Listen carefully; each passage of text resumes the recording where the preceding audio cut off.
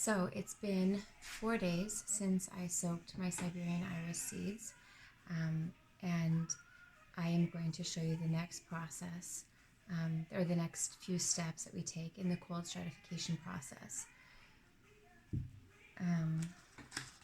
So first we're going to start with a tray, and we're probably going to need 2 trays for the amount of seeds that there are. So we fill in the soil.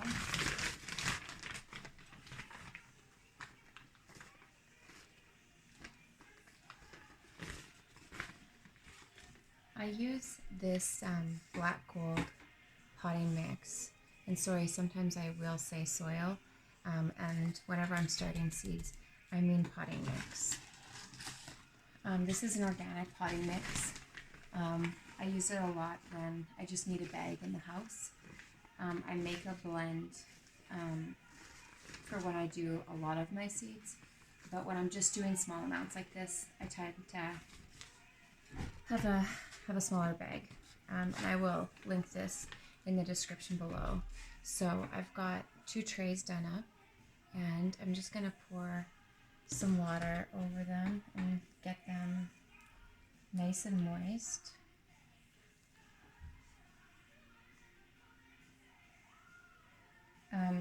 Whenever I'm seeding, I always try to use lukewarm to warmish water. Just your seeds like to be in a warm environment.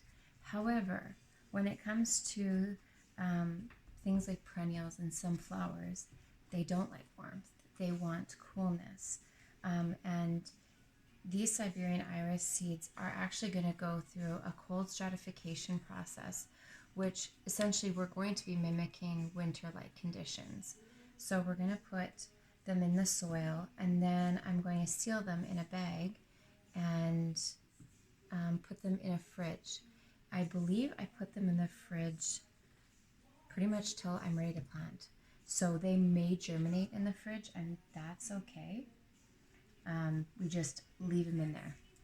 I mean, it would essentially, if they do germinate, we're replicating springtime, right? When you've got your cold weather and your cold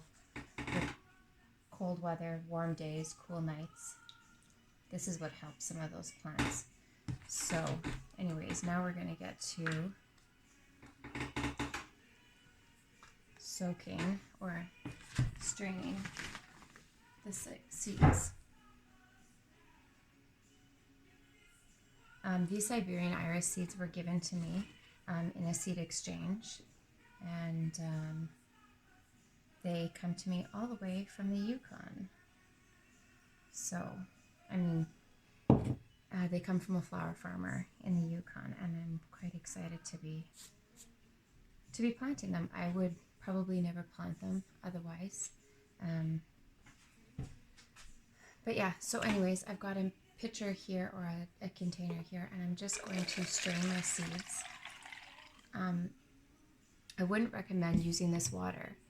Typically when you start seeds, you want a sterile environment, and this water probably will have started fermenting or getting other things in it. So these seeds need to be planted and 1/2 inch deep, and so I've got a stick here with a marker on it that shows me the 1/2 inch. So just gonna go around and poke some holes and plant some seeds, and I will show you what that looks like.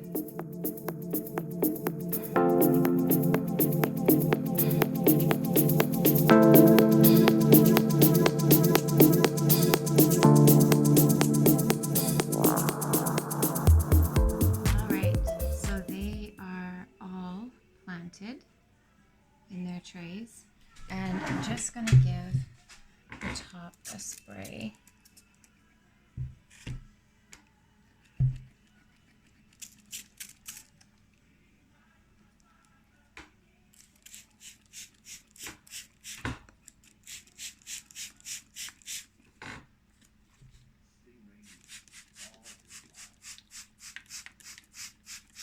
You just want to make sure it's nice and moist.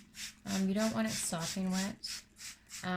But you think that these plants would be similar to the ground, where the ground can actually be quite soaked. So you want to make sure that they are somewhat moist. But they will also have, even though they are in the fridge, they will be in a humid environment. So next, I'm going to put these in some bags. I just wrote on here Siberian iris, the day that I planted them, and how many days they should be in the freezer. Oh, sorry, freezer, in the fridge. So 60 days. So end of April, beginning of May. So probably when I start planting a lot of my other plants. I'll probably put these in shortly before or shortly after our last frost. But I will, beginning of May, if they come out of the fridge and don't go in the ground right away, I will make sure to start hardening them off if they do need a hardening process. But this is my first year growing these, so I'm not successful yet, and I'm definitely not a flower farmer. But I'm going to try it, and if I'm successful, well, I should have a lot of irises going in the ground. So that's kind of exciting. I also wanted to just show you this. I'll put the link in the description. But I have these plant profiles that I got from Root Homestead, and they're really awesome for, especially if you're working with plants that you've never worked with before, or I should say seeds. It's really helpful to write some things down, where you got them, what year you got them, if there's any growing notes. So I know that these needed a cold stratify process. So I wrote down the instructions on how to do this process.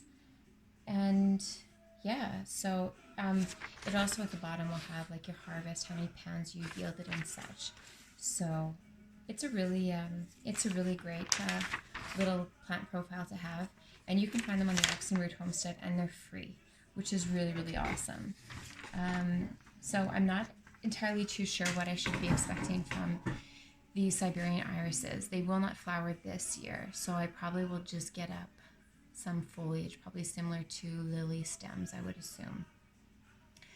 And then I think I just leave them in the ground and then hope for flowers next year. So I'll have to find out what kind of planting site they prefer and get that ready for them for May time.